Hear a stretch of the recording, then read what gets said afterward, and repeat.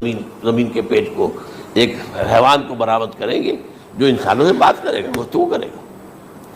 Number 4، طلوع الشمس من المغرب، یہ بھی خرق عادت۔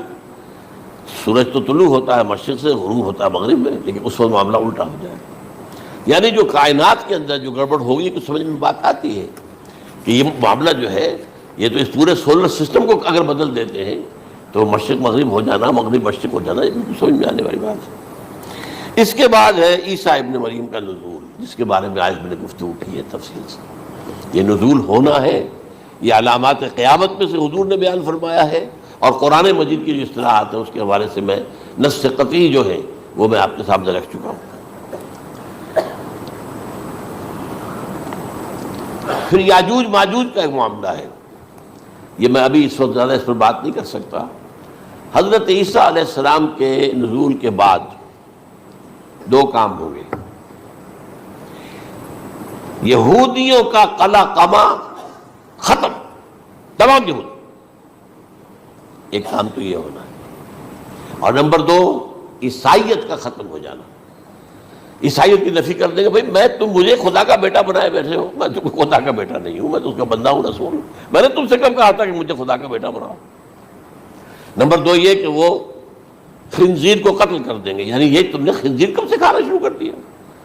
میں تو تم کو نکاح اجازت دے کر گیا تھا، یہ تو شریعت موسوی میں حرام تھا، اور میں کہہ کر گیا تھا کہ یہی شریعت تم پر لاگو رہے گی، ہاؤ کم تم نے کیسے کی؟ آج بھی بہت سے رومن کیتھولکس جو ہے وہ سور نہیں کھاتے، وہ اس میں ہے ان کے اندر کچھ نہ کچھ بات جو ہے جو حضرت عیسیٰ کی تعلیمات کا کچھ اثر ان کے ہاں ہے۔ میں تو ایک مرتبہ، یہ 1971 کی بات ہے، 4-5 دن کے لیے برسلز میں رکا تھا، اس لیے کہ وہاں مجھے ایک صاحب نے خط لکھا تھا کہ وہاں ایک نوجوان ہے، ابھی اس ایمان لایا ہے، اور اس کے کچھ مسائل ہیں، ہم کوشش کر رہے ہیں ان کے مسائل حل کریں، آپ بھی جا رہے ہیں۔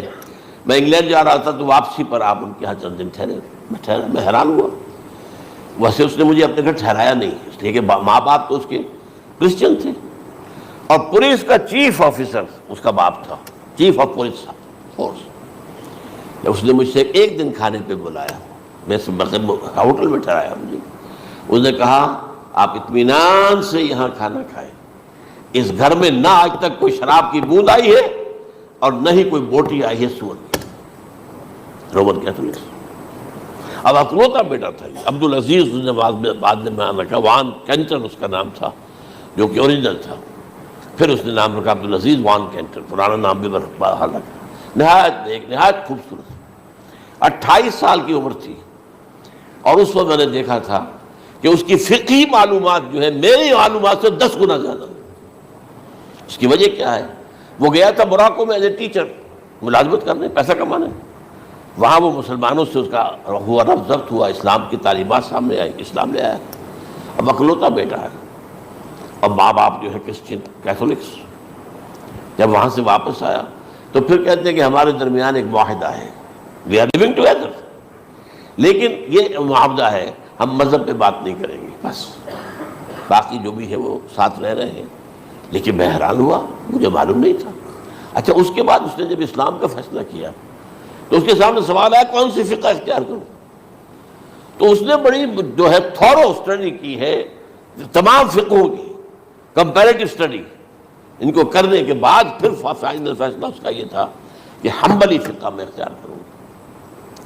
چاروں فقہوں میں سب سے لیٹسٹ حنبلی ہے، یعنی حنفی نمبر 1، پھر مالکی نمبر 2، پھر اس کے بعد شافعی نمبر 3، پھر یہ امام احمد ابن حنبل ہے۔ اور امام احمد ابن حنبل کے زمانے تک احادیث بہت بڑے پیمانے پر جمع ہو چکی تھی، جبکہ ابھی حضرت امام ابو حنیفہ کے زمانے میں کوئی اتنا زیادہ